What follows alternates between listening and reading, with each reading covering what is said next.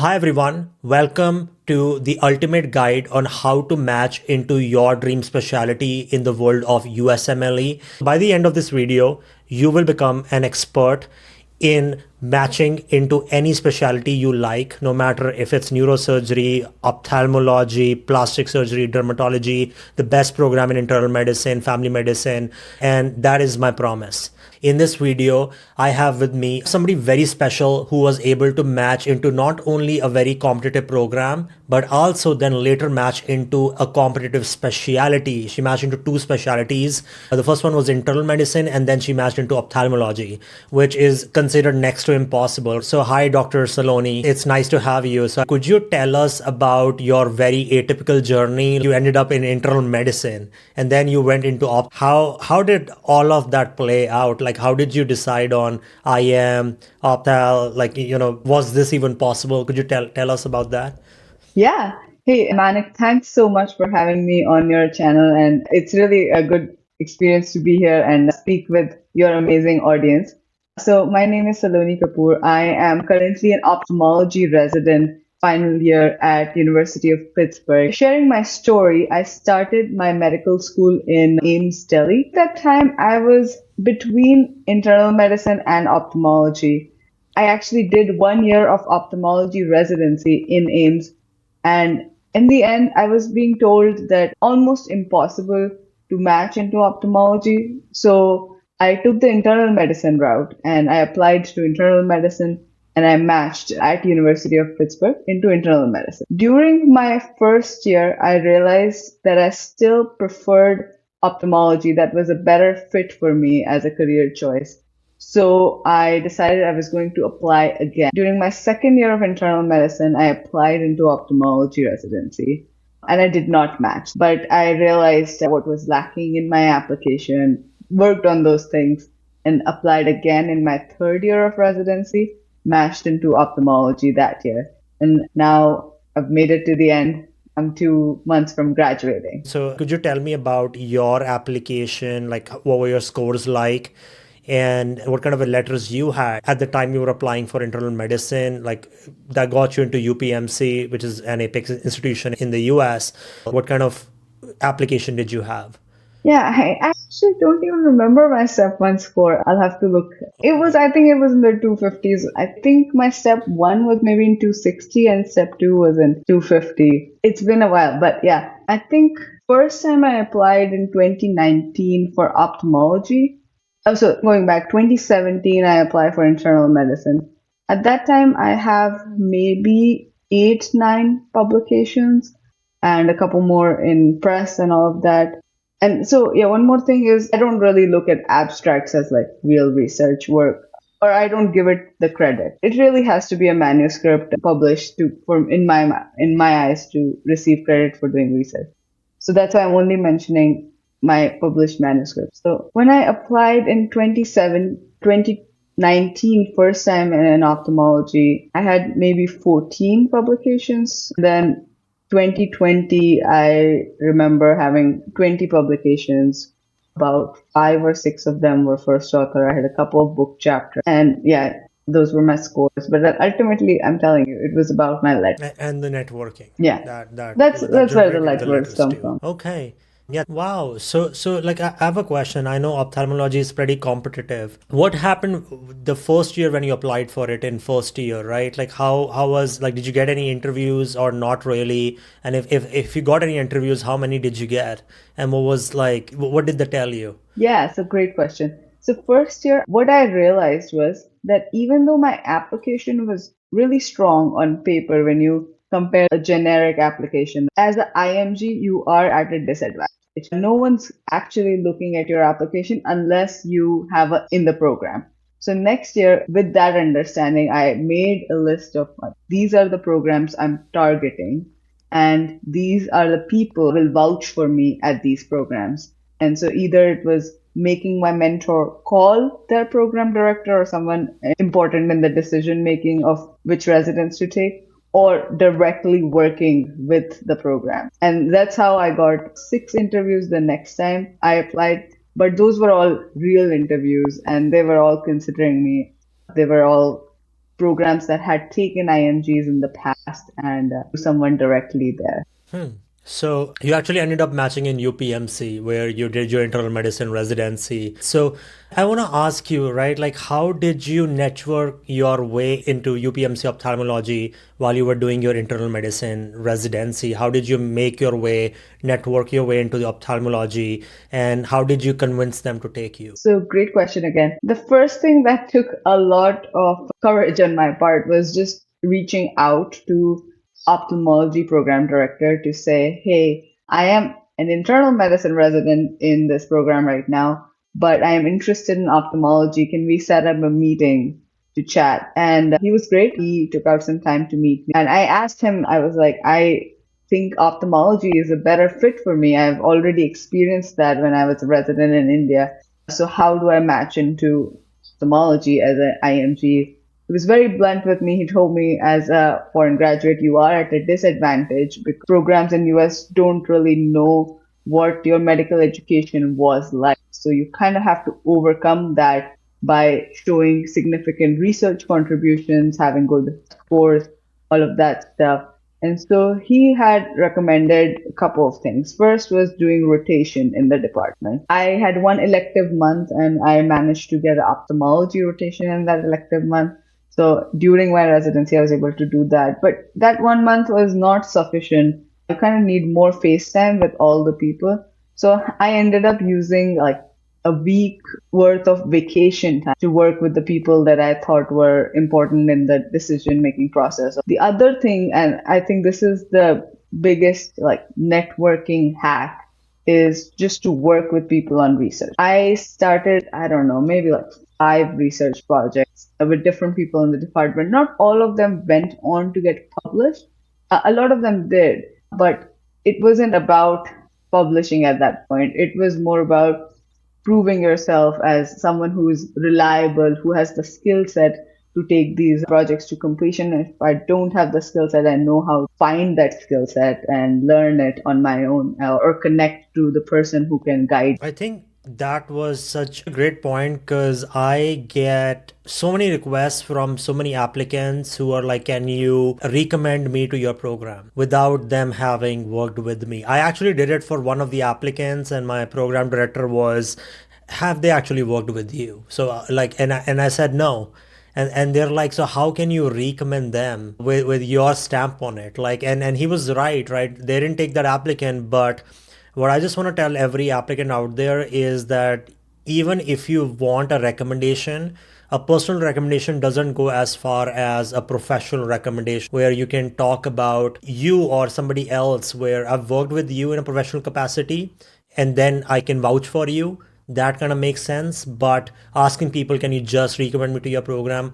I think that's kind of bad on my part and anybody who's asking me. What are your thoughts about that? Absolutely, you hit the nail on the head. So every year I get requests from people saying, can you recommend me to your program?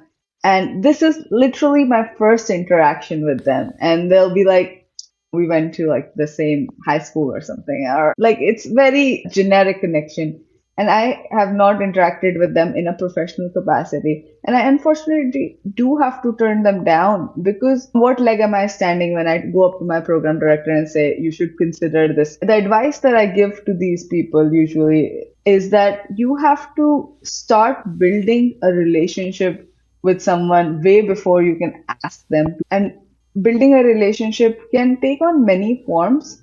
Mostly it ends up being a research project that you work on together. And so when you reach out to a potential recommender, what I advise people is to their PubMed and go to their Google Scholar and see what their research interests are. And think about that a little bit, read about that a little bit, and come up with a project proposal. It doesn't have to be the project that you end up doing. But when you do that, when you show all of that effort up front, then the person in front of you knows that you are genuinely interested. You are already demonstrating work that you have the ability to understand the research field. And then they are more likely to engage with you on an ongoing basis. Comes out of that engagement, that is a valuable recommendation. That is what convinces people to be like, okay, this is a reliable person that I want as a resident in my program. Okay, just wanted to ask you, you matched into competitive specialty and also competitive program. UPMC is super competitive for like IM, and this is the main one in Pittsburgh. What do you think should be the mindset of anyone who wants to apply to, let's say, their dream specialty? They don't want to negotiate with their dreams. What should be that mindset, even though, like, let's say the stakes are against them? How should one go about matching into a super competitive specialty or a super competitive program within a non-competitive specialty? Great question. So I think the first thing you have to have is a belief that it can be done. I was wrong back in the day when I thought that IMGs do not match into ophthalmology, and I took this sort of a detour path into ophthalmology. But over the years, I've seen people match into Harvard for internal medicine, for anesthesia. Like, you name the best programs, there is an IMG in there somewhere in their history. So it is all possible. That's the first thing. You kind of have to trust that. And then the second thing is be a little bit realistic. See what your strengths are right now and what areas you're lacking. And after you've made an assessment of it, figure out what your backup plan is. Your backup plan needs to exist only because it will drive you insane if you do not have a backup plan. For me, my internal medicine backup plan was I'll just continue my residency in India. And my residency backup plan was I'll do a cardiology fellow. That backup plan sort of gives you a peace of mind in the back of your mind when you are aiming for something that is so hard. After that, you really need to hustle. There's no other way about it. There are 5 things that your application needs to be sort of super well rounded in. Ultimately, it comes down to people are willing to bet on you. And that will only happen if you have earned their trust by working with them. Usually, working with them ends up being in a research capacity. So if you are going for a super competitive specialty, a super competitive program, then I would strongly consider doing a year or two of research job, maybe even in that department in the place that you want to match. So you talk about a research job, right? So research fellowships, there's unpaid ones, there's paid ones. Many applicants ask me, how do I land a paid research fellowship on my first try without going into an unpaid fellowship? Like, because, there are financial constraints they have to deal with, Right. especially, let's say, if you're there for a year, you're not getting paid, you have to pay for your expenses, your food, and still work.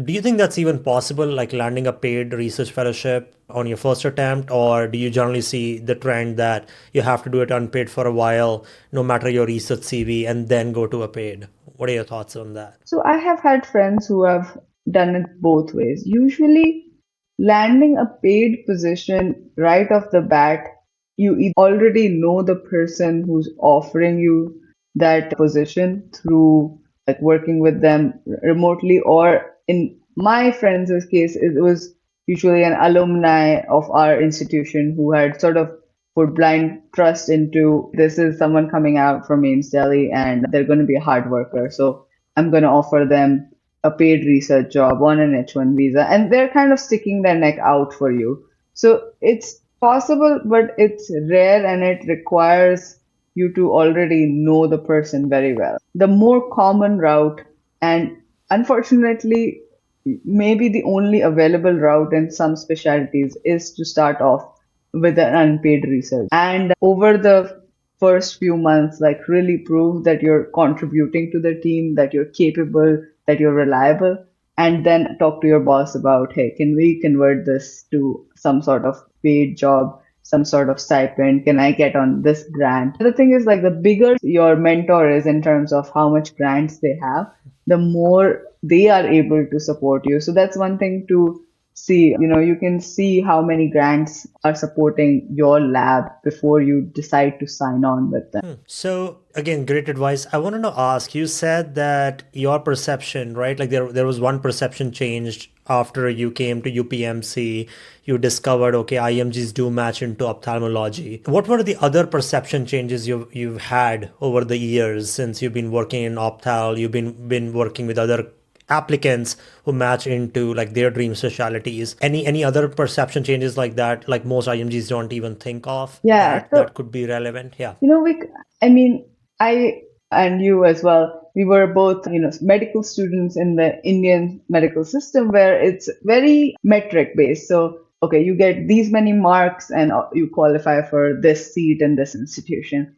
So, in my mind, I carried that as, oh, this is how the world works. But what I realized was this is not how the world works. So, what I mean is, you submit an application. So it has your score in it, it has your publications, your letters, your personal statement, all of that. Now, all of that needs to be good. I'm not saying disregard that, but to match into a competitive specialty or in a competitive program in a non-competitive specialty, you need to have a connection to the program directly or someone who is willing to make a call to that program on your behalf. That connection and that call is paramount. It almost changes the entire committee's perception. So I was on the opposite side this year because I'm the chief resident this year.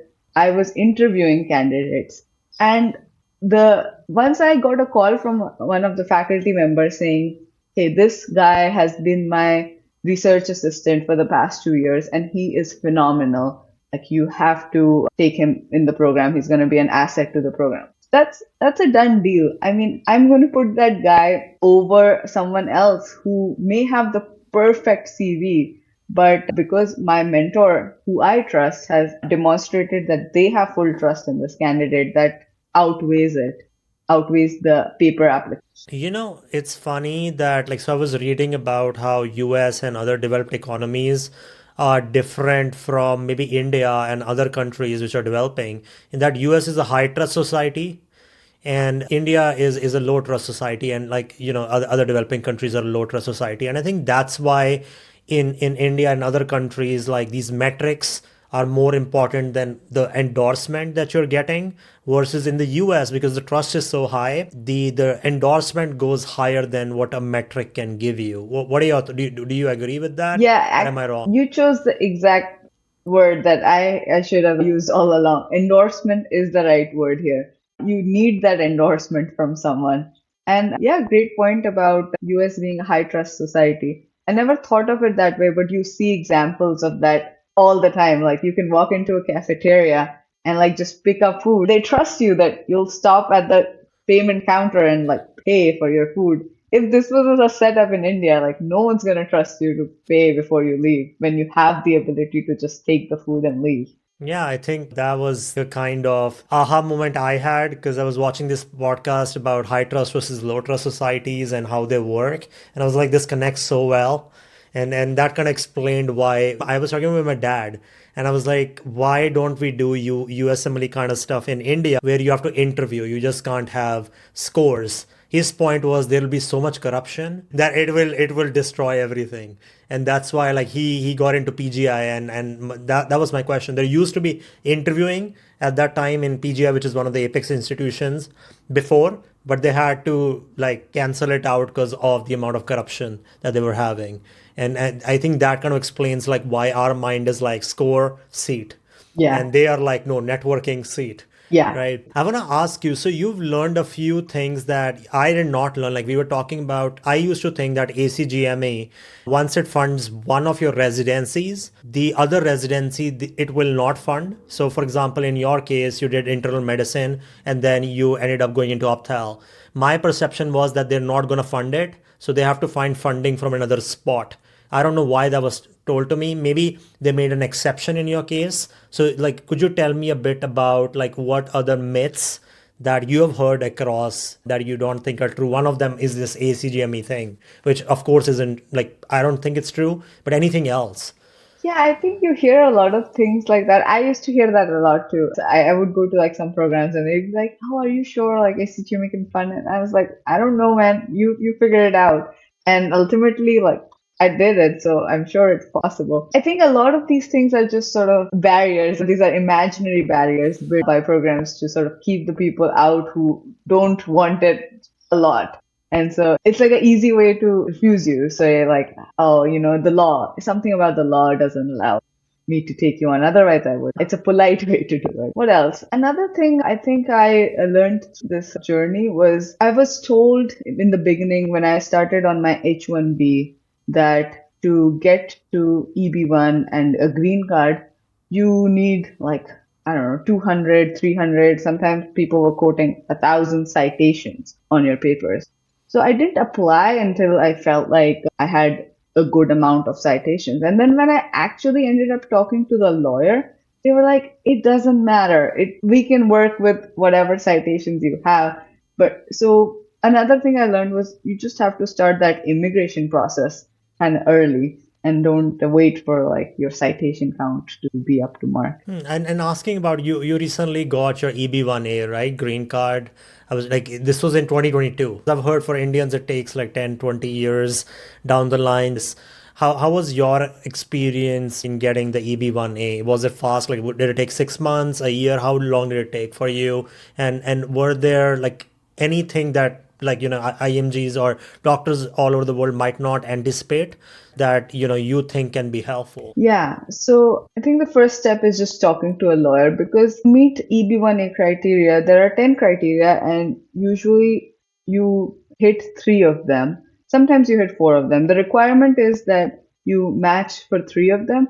Sometimes lawyer put in for four, so at least they approve you for three. And the lawyers will be able to tell you, okay, your publications are good enough to meet this criteria, but you really need to start working on reviewing other people's work. So one criteria is that you have been asked to review other people's work, your peers. And the way most people satisfy that criteria is by being a reviewer for journals. And it's a very easy process. You just email the journal saying, hey, I am at this university and I've been working on these. I see that your journal is prestigious and are you in need of a peer reviewer?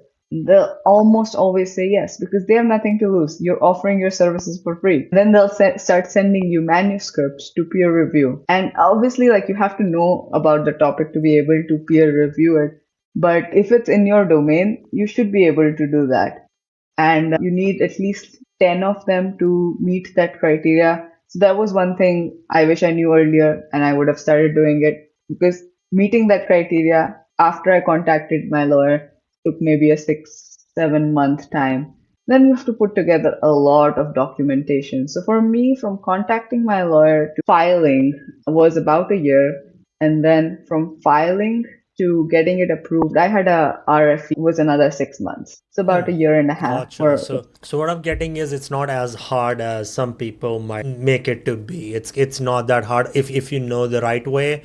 And of course, it's all about framing. That's like the US. You have to know how to market yourself. Yeah, And like even for a green card, it's not a number like we Indians think. Low trust exactly. versus high trust. Yeah, it is Yeah. very much about framing. You're right. I mean, when I read my own EB1 application, I was like, "Oh my God, who is this person?" And like, wow, I changed the world. And I was like, "Oh, that's me." No, the lawyers do a And very good job of framing it. okay, so talking about like, if you could restart your USMLE journey, right? Like before you even went into internal medicine, and let's say you want to aim for opthal, you don't want to go for IM, how would you have played it out? I think knowing what I know now, I would have probably done more research into what are IMG friendly programs and then talked to the people who have graduated from those programs. People are always willing to talk, especially like new residents. Attendings are a little bit harder to get hold of, obviously, but new residents, you send them an email or you find a connection to put you in touch with them, they're always willing to take out 15 minutes to chat. I would talk to them and ask them, hey, this is my goal. Who do you think I should work with? I have a list of names in terms of faculty. I would either email them directly or try to do a rotation in those programs where they're at and like try to work with them in a rotation setting. Then get to know them. When I email them, I would definitely like look into what they have done so far and what I could bring to their team. It may not end up being what I actually contribute, but at least some sense of, hey, I've done my homework and probably sign on for a research job with them for a year, even two, sometimes even three. That is valuable because Not only does it help you get into your residency, it helps you get a green card. It helps you get into a good fellowship and just like sets up your career. So that initial investment of research, back in the day, I used to think, why am I wasting like 2 years doing just research, progressing in my training right now? But those initial investment in a year or two of research definitely have a payoff. So I would have gone that route. And how important do you think are step scores in like the overall application process and matching? I think they're extremely important, especially for IMG. The problem that most program directors face is that they don't recognize your medical school. Just because there are so many medical schools out there in the rest of the world and they haven't met any graduate of your program, so they don't know what the quality of education is. Only metric they have on is your steps. Now that step one is pass fail, your step two score becomes super important. And if you have low step score, and by low I mean when I was interviewing, I was given a chart of the distribution of step scores of the graduating class from prior. This is publicly. So if you're below the mean or the median, whatever they mark on that chart, then you are at a disadvantage. So I would definitely try to get over that hump of score and as much as possible get a high score. I think it's very Do you think there's a big difference between somebody who scores a 250 versus, let's say, a 280 in terms of, let's say, they come and apply to your program in ophthalmology? Would that be something that will be considered or not really? I think 250 versus 280 is not that big of a difference, but a 220 versus a 250 is a pretty big. So if you're on the lower side, then it is. Your application may not even make it to the interview stage. Once you're in the higher scores, it doesn't matter as much as how high you're going, as long as then the focus becomes on rest of your things. So I think of it almost as like a screening score. Now, our program doesn't use a cutoff. We will review every application. I know a lot of programs out there that will have step score cutoffs because now in this virtual interviewing day, everyone is applying to every program. So you're getting 700 applications for 6 spots. This was what happened to us this year.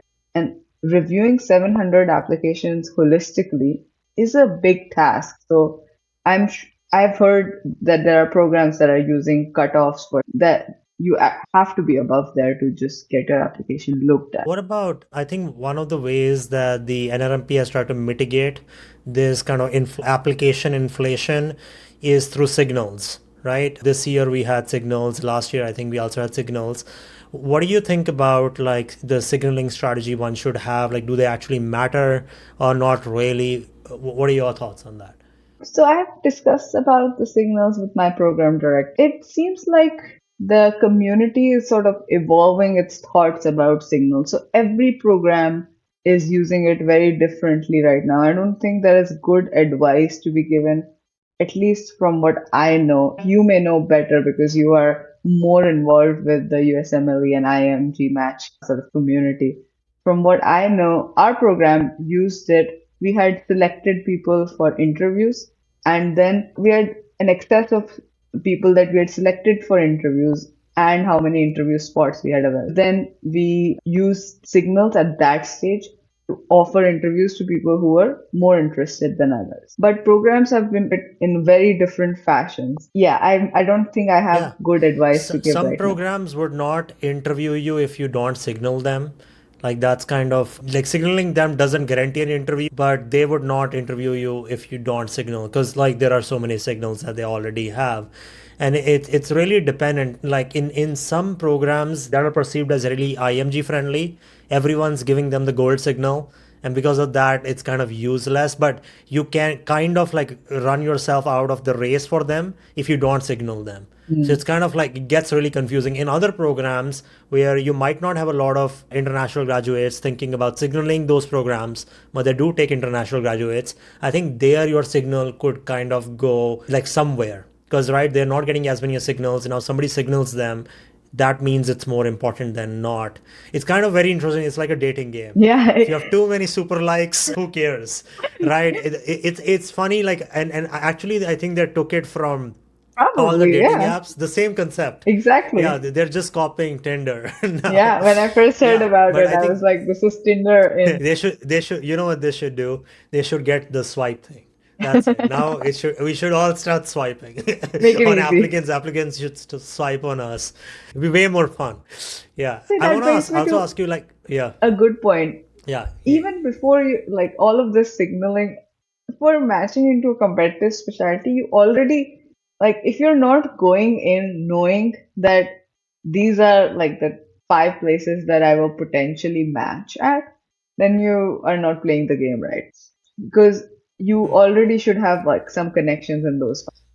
So I think even before like you're thinking about signaling, you are already targeting programs. You're already infiltrating them with either research connections or doing rotation. So in my mind, using the signal for those top five programs that you've already identified just makes the most sense, and not paying much attention to like a statistics game that some people play out. I agree. Like the relevancy of signals, like in terms of what your goals are and how does that fit their program and what they can provide. Having that geographical connection at times can help in signaling and make it more relevant.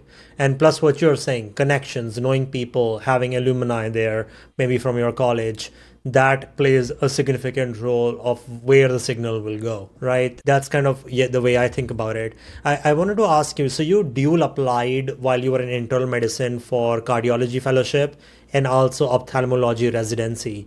Could you walk me through the process of the dual application? Like I know fellowship match happens on like in a different timeline, maybe compared to what you will see the residency match. So how do they differ, like in terms of timeline, or maybe I know you use the same the maths, the AMC account, right? How did you do that, the dual application? Good question. So actually, I did not use the same account because cardiology match happens on the ERAS, but the ophthalmology residency match happens on the SF match platform. So there were two different SF portals. match. So dual applying is interesting. For me, it was two different platforms because ophthalmology residency match happens on SF match and cardiology fellowship application happens on ERAS. So I had two different platforms that I was applying through. I had already decided that my priority was getting into ophthalmology, and this cardiology fellowship was going to be my. Now, in terms of coordinating my application, so you really do need letters from kind of the same people for both. I needed a letter from my internal medicine program direct, go to the residency match and also to the fellowship match. So I would recommend being 100% truthful about your intentions and your what's your primary goal, what's your backup to the person who's writing your letter, because they will be writing two different letters for, and there's no point in sort of playing a game where you're not telling one person about your goal and you're applying discreetly to something else. But in terms of the programs side, you have to be a little bit more cautious because you can apply to the same program for residency and for fellowship. And you never want to be in a situation where they're wondering, like, what does this person want? Are they even committed to the path they've chosen? Because they don't really understand your situation right now. They don't know you very well. Right now, they're just like receiving an application through the portal. In my top five programs for ophthalmology residency, I did not them my fellowship application because I did not want them to even question my intention. And then the timeline was working out such that I would have interviewed for ophthalmology residency before I even had to submit my cardiology rank list. And after I had interviewed at UPMC and a couple of other programs, I had received very good feedback from my connections at the programs. And so I was fairly confident that this time I was going to make it. So I ended up not even submitting my fellowship. But let's say if you did match into fellowship, the result would have come out in December, Yeah, that you matched, versus residency, it comes out in near about March, correct? So in mid March you get the residency result. In typically in yes, December you but get the, yeah. ophthalmology is an early match, so you find out, I think, in January or February itself where you've matched for ophthalmology because then you have to put in your rank list for your prelim match. Remember, you have to do 1 year of internal medicine to do Yeah, ophthalmology. yeah. So you didn't have to do it, right? Because you already had internal medicine residency under your belt, so you didn't have to do that extra 1 year. Okay. attending for that So, one so, year. so let me walk you down through a common scenario that people face, right? For example, let's say I am an internal medicine trained specialist from any country in the world and I'm applying for fellowship. Maybe let's say try nephro because it's easier to match into. Plus, I'm also apply for residency. So fellowship is a backup if I don't match into residency. How should I go about it? I'm dual applying, right, to internal medicine residency and also to nephrology fellowship. Like, what should I do? So, like I said, being very clear about which is your primary goal, which is your secondary goal, then explaining that to your letter writers, because most likely you're going to have the same letter writers write you two different kinds of letters. One saying this person is a great candidate for your internal medicine residency program, the other one kind of saying the same things, but saying in the end that this person is a great candidate for your nephrology fellowship. You might have like a slightly different letter writer selection for each, but there will be a couple of core letters that will be the same. So be upfront with them. I would say in your top choices, do not apply in the same program in both the fields. And in terms of timeline, so in like I said, fellowship match result comes out in December, and for internal medicine, you don't have to submit your rank list until after that point. So you have that luxury. The thing that I would warn against is on the match. So if you have already matched into a fellowship, then you really can't apply or go. You have to pull your rank order list back, right? Because Yeah, otherwise it will be a match violation. Technically, if you match, because just clarifying it to the audience, right? So whenever you match, you're typically signing a contract once you press the rank order list that you are obligated and the program is obligated for the match to happen. You can't back out of it. If you back out of it, you'll be banned from the at least the AAMC, from the NRMP. So I think what you're telling is if somebody matches into nephro and it comes out in December, and like then the rank order list for internal medicine is later, you can't even think of doing that, the correct. IM, right? Would you also recommend, so let's say if somebody, like what some people recommend is just applying to internal medicine residency altogether if you don't end up matching in the time after March. So you have the half of March, April, just emailing program directors all over the US in nephrology, asking them if they have a spot. That is another strategy that people like sometimes swear by, where as a backup. What are your thoughts about that? Is that That would something work. people can consider? Yeah. I mean, if I was in this person's spot, I would already gauge by my internal medicine interviews if I will be in a position to match or not in internal medicine. So if my interviews are like I don't have interviews, or my interviews are two and those are not at programs I want to be, then I'm kind of already, I know that I'm not going to match internal medicine. Might as well go ahead with the match. But if you're sort of between, if you can't really decide that if you're in a good spot or you want to take the chance, then I think your strategy makes the most sense. So you apply to internal medicine and say you go unmatched, then you can email people. And there's always, I don't think the SOAP will have extended all the way to March, because fellowship also unfilled spots that are advertised through SOAP. But there will probably still be like unfilled spots in smaller programs. You have to kind of decide as well, like, are you okay going to a small program to do a nephrology fellowship? Like, what are you trying to get out of that? Gotcha. In terms of crafting a CV, right? I'm asked by students in their first year, second year, who are like years from the match cycle itself, and they want to match into neurosurgery or like highly competitive general surgery. And they ask me that what should I do right to make sure that I match into a competitive specialty? I mean, we know scores are important. So scores, let's say they take care of. But other than that, if you're in med school, first year, second year, or maybe like earlier in med school, really, what can you do in terms of, let's say I want to match neurosurgery? What should I start doing? Start with. Yeah. Good question. Yeah. So, in my mind, there are five things that I look at when I'm reviewing an application. Score, just, work hard, get a good score. The second thing is your letters. The letters are going to be years and years of hard work. It's not you do one rotation and you get a letter out of it. Those sorts of letters are not as valuable as a letter from someone who you have known for years. So if you're in second year or third year, I would say start building relationships. First, I would start sort of locally in your institution. I would go to your most prolific person in your neurosurgery department and say, hey, I want to match into neurosurgery in US and I want to do a research project. So by working with them, you're learning the very basic skills of research. Because right now in second year, you don't even know like how to write a paper, how to do stats, all of that very simple stuff. So I would start working within your institution with those people. And then once you have a little bit of understanding of what is happening in the research world, then you ask them, hey, can you connect me to anyone that you know in US so I can work with them? And if they can, great. If they can't, it's okay. You then apply for rotations. And one rotation that I found very helpful was a research elective that I did at Hopkins in my second or third year. And so that's just getting to know people. Honestly, like you don't learn a whole lot of research skills from it.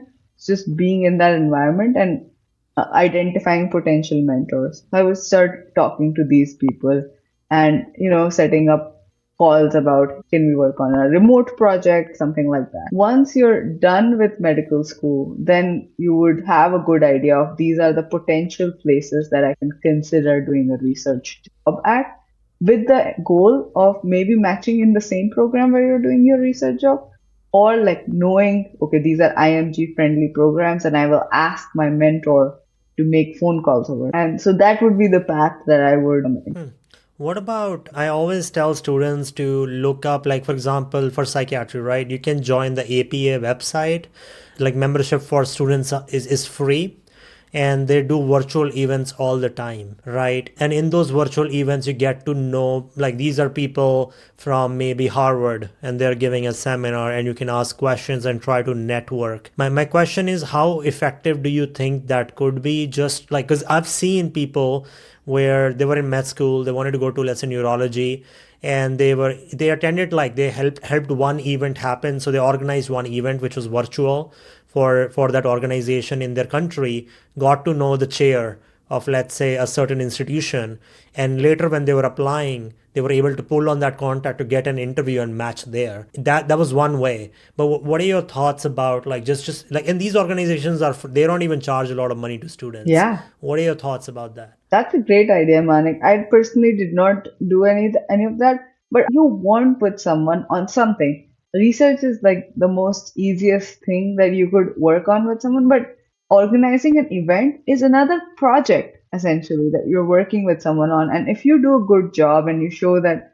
you're able to pull off what you promised and are reliable in your communication, all of those things, then obviously the person on the other side now has with you or has a connection with you and they're willing to help you now. So that's a great point. And you can even ask them for research opportunities in their institution because of reciprocity, right? You did something for them, and Yeah. now it's like they feel better doing it for you.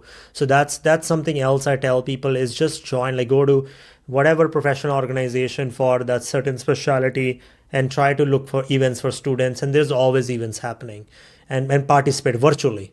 That could give you an upper hand, and I think that's such a understated way of going about it. And like you said, like, US is a high trust society. Just networking, having that touch that other people don't have with them, can have such a disproportionate impact on your chances of matching and figuring out opportunities. And that's how it works in the US. Networking is everything. Let's say if somebody has red flags, right? Like, for example, in ophthalmology, right? Or any other competitive specialty, neurosurgery or general surgery. If my score is, let's say, 220 for step two, should I give up? Or would you say that there are always ways to make up for it? Maybe through research, or would you say, like, maybe in certain specialties, if you have a lower score, you shouldn't even think about it? So the never say never. I mean, I'm sure you also know of people who have matched in really good programs and really competitive specialties with what most people would consider a low score. But you have to be honest with yourself. So that low score, you are going to have to work harder than anyone else to overcome that. So you will overcome that by building on other aspects of your application. Mostly it's the letters and your research post. So yeah, I mean, it's possible, but be prepared to do maybe an extra year of research. Be prepared to go through two match cycles and like not match the first time. You just have to know that you are at a disadvantage, and there is possibility of overcoming that by doing other stuff, but it's Still doable. What about if somebody has an attempt? What would your advice be? And now they want general surgery. Is that something they should like? Because I haven't heard of anybody matching in general surgery with an attempt. Maybe I've never seen that case happen. What are your thoughts? Let's say in Opthal, if somebody has an attempt, but they have 10 to 20 years of research, like oof, they are like no. insanely researched, and they would be an amazing asset to your residency, but they have an attempt. The Wo- only Would that way work or not that for would me? work, very low chances, like right off the bat, very, very low chances. But the only way I could see that working, that say I received this person's application and now I'm not giving them a high score of the attempt. No, they have to one convince me why that attempt was a problem. Like if they have some, and usually people will mention this in their personal statement, why, what happened. And if it's a reasonable thing, then okay, sure.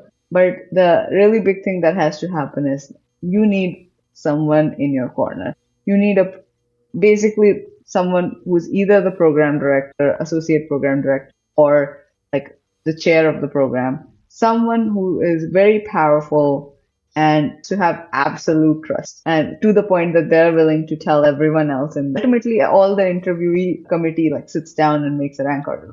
So in that room, if you have a person who is like, we just have to take this person, that's the only way I can see that working out. But otherwise, I don't think if you just apply and you have a attempt, I don't think you're even gonna get an interview for. Yeah, I think that's just great advice because I'm asked this all the time. What should I do?